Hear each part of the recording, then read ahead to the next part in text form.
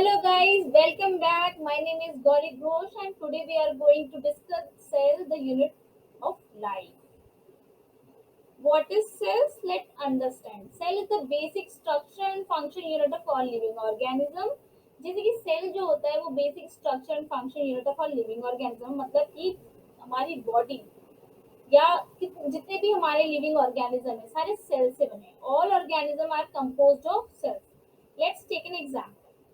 हम एक ब्रिक का एग्जाम्पल लेते हैं। ठीक है, घर बनाने के लिए हमें ब्रिक की जरूरत पड़ती है। हम जब एक ब्रिक, दो ब्रिक, तीन ब्रिक, ऐसे जैसे ब्रिक को हम ज्वाइन करते रहते हैं तो वॉल्स में कन्वर्ट हो जाता है, वॉल बन जाता है।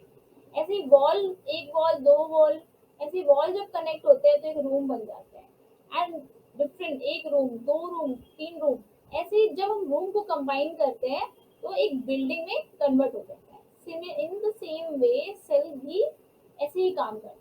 जैसे ग्रुप ऑफ सेल्स अगर होगा तो टिश्यू बन जाता है। And group of tissues when perform specialized functions तो organ. When there is a group of organs perform specific functions तो organ system. And organ system से फिर बॉडी बन जाता है। कैन वी से दैट कि brick is a basic unit of a building? The same way cells is also a basic unit of the body. Next हम देखते हैं discovery के बारे में। Robert Hooke was first discovered the cell in 1665। तो पहली बार सेल्स की डिस्कवरी रॉबर्ट हुक ने की थी 1665 में। उन्होंने एक कॉर्प्स फ्लाइस था जिसको माइक्रोस्कोप में ऑब्जर्व किया था। And he notice that there is a presence of compartment or boxes which is basically resemble like a honeycomb। मतलब तो छोटे छोटे बॉक्स प्रेजेंट थे और वो एक बी हाइव की तरह लग रहे थे। तो हुक ने उन्हीं बॉक्सेस को सेल्स का नाम दिया। ये जो सेल्स का जो नाम दिया है ये लैटिन वर्ड से लिया गया है सेला, जिसका मतलब होता है small room. And Robert Hooke के सारे जो काम है ना वो एक बुक में है, उनकी माइक्रोग्राफिया में प्रेजेंट है। नेक्स्ट, फ्री लिविंग सेल्स की डिस्कवरी किसने की? फ्री लिविंग सेल्स की डिस्कवरी एंटोनी वॉन ल्यूवेनहोक ने की थी इन 1674 में। He discovered the free living cells in pond water for the first time. Next, we discuss cell theory. Cell theory को प्रेजेंट किया था 1838 एंड 1839 में। दो साइंटिस्ट थे, Matthias Schleiden and Theodor Schwann. Matthias Schleiden German botanist थे जिन्होंने plants में study करी, प्लांट्स को स्टडी करा। एंड उन्होंने कंक्लूड किया कि जितने प्लांट्स होते हैं सारे के सारे सेल से बने होते हैं। And there is a different kind of cell form the tissue of the plant. And in 1839 में स्वान ने स्टडी करी डिफरेंट टाइप्स ऑफ एनिमल्स में और उन्होंने ऑब्जर्व किया है कि there is a presence of the plasma membrane. Plasma membrane is the outer layer which cover the cells. He also studied the plant tissues and concluded that there is a presence of the cell wall which is unique character of the plant cell. तो स्लाइडन and स्वान ने दोनों ने मिलकर एक cell theory को formulate किया। उनके according all living organism are made up of cells and their products. मतलब कि सारे के सारे लिविंग ऑर्गेनिज्म सेल से बने हैं और उनके प्रोडक्ट से बने हैं। और सेल जो है स्ट्रक्चर एंड फंक्शन यूनिट है ऑर्गेनिज्म। बट स्लाइडन की जो थ्योरी थी ये एक्सप्लेन नहीं कर पाई कि नए सेल कैसे फॉर्म होते हैं। तब रुडोल्फ वर्जन ने 1855 में एक्सप्लेन किया कि सारे के सारे सेल डिवाइड होते हैं और जो नए सेल्स होते हैं वो प्रीवियस सेल से ही अराइज करते हैं। तो उस कॉन्सेप्ट को उन्होंने नाम दिया ओमनीसेलुलर सेलुलर। ठीक है। Then he later cell theory of Schleiden Swan modified by Virtue to give the cell theory a final shape. Cell theory as understood today is all living organisms are composed of cells and product of cells. All cells arise from pre-existing cells. तो आज जो cell theory है उसमें ये बोला जाता है कि सारे के सारे लिविंग ऑर्गेनिज्म सेल से कंपोज हुए हैं और उनके प्रोडक्ट्स जो है, साथ ही साथ जो नए सेल्स है वो अराइज होते हैं प्री एग्जिस्टिंग सेल से, मतलब प्रीवियस सेल से ही अराइज होते हैं। Next, understand unicellular multicellular. क्या होता है unicellular multicellular organism? Unicellular organism वो ऑर्गेनिज्म होते हैं जो सिर्फ एक ही तरीके के सेल से बनते हैं। ठीक है।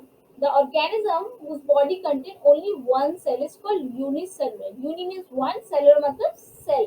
एक ही तरीके के सेल से बनने वाले ऑर्गेनिज्म को हम यूनिसेलुलर कहते हैं, जैसे कि अमीबा हो गया, पैरामीशियम। ये जो यूनिसेलुलर ऑर्गेनिज्म होते हैं, they are capable of independent existence and they can perform all function of life. Next, multicellular organism. What do you understand by multicellular organism? Multicellular. Multi means many, cellular matlab cell. So those organism whose body contain more than one cell is called multicellular. मतलब organism जो बहुत सारे cell से मिलकर बनते हैं, different cell से मिलकर बनते हैं, उनको कहते हैं मल्टी सेलुलर ऑर्गेनिज्म। जैसे ह्यूमन है, बर्ड्स हो गए, इंसेक्ट हो गए, ये सारे मल्टी सेलुलर ऑर्गेनिज्म हैं। ठीक है, and they perform different functions. Okay, different group of cells perform different specific function or different functions. The multicellular organism also show division of layer. What do you understand by division of layer? Division of layer का मतलब होता है कि different parts of the human body can perform different functions. Okay, like जैसे group of cells होते हैं तो वो specific functions परफॉर्म करते हैं। ऐसे डिफरेंट पार्ट्स जैसे ह्यूमन बॉडी है वो डिफरेंट फंक्शन परफॉर्म करते हैं। जैसे कि हार्ट हो गया, हार्ट पंपिंग होता है, पंप करता है, पंपिंग एक्शन होता है इसका। ठीक है, ब्लड सप्लाईज करता है बॉडी में, तो हार्ट का काम करता है, हार्ट का पंप करना होगा। सिमिलर में स्टमक का काम डाइजेशन होता है। तो that is shows that different parts of the human body can perform different function. Next, we understand type of cells. So, based on the cellular organization and the nuclear characteristics, cells can be divided into three types. तीन type के cells होते हैं। First one is prokaryotic cells, mesokaryotic cells and eukaryotic cells. What is prokaryotic sales?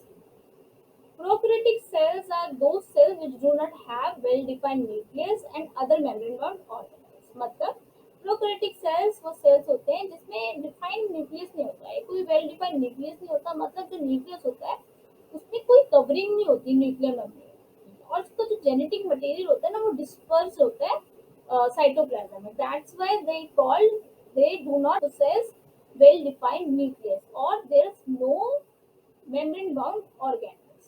Okay, so there is no nuclear membrane. The cell having nuclear material without nuclear membrane are termed as prokaryotic cells. Next is examples. So the organism with these kinds of cells are called prokaryotes. So जो organism में इस तरीके के cells होते हैं जो carry करते हैं, प्रोसेस करते हैं, उनको कहते हैं prokaryotic cells. Okay.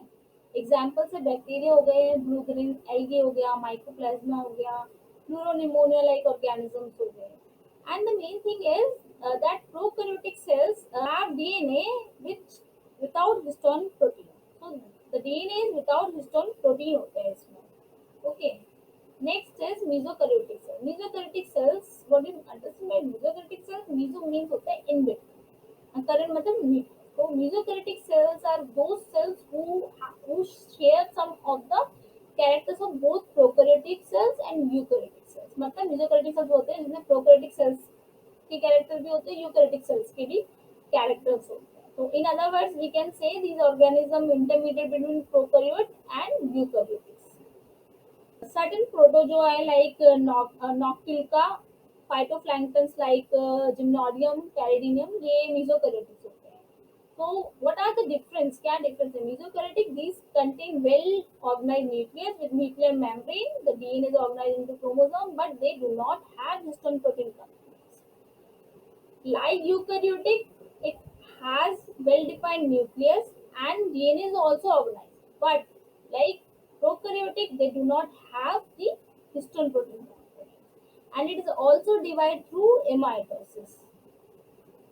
Next is eukaryotic cells. Eukaryotic cells are those cells which have well-defined organized nucleus with nuclear membrane. So eukaryotic cells वो cells होते हैं जिसमें nucleus जो होता है well defined होता है और nuclear membrane से covered होता है.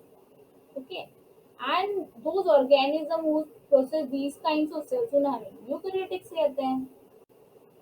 Eukaryotic cells का examples of eukaryotic cells are like protists, plants, animals and fungi हो गए, and their DNA is associated with protein bound histones forming the chromosome. तो DNA कंटेन करता है प्रोटीन, हिस्टोन प्रोटीन कंटेन करता है. Okay. And next is membrane bound organelles. Eukaryotic cells also possess membrane bound organelles, and due to this membrane bound organelles there is extensive compartmentalization of cytoplasm which seen in eukaryotic cells. All eukaryotic cells are not identical. सारे के सारे eukaryotic cells जो होते हैं वो identical नहीं होते हैं, मतलब there is some variation in different organism. Examples है प्लांट्स और एनिमल सेल्स. अगर हम प्लांट्स में देखेंगे there is a presence of the cell wall. उसमें सेल वॉल होता है, वो एनिमल्स में नहीं होता. एनिमल्स में सेंट्रॉयल होता है, वो प्लांट्स में नहीं होता. So there is a variation between these organism also. So every eukaryotic cells are not identical.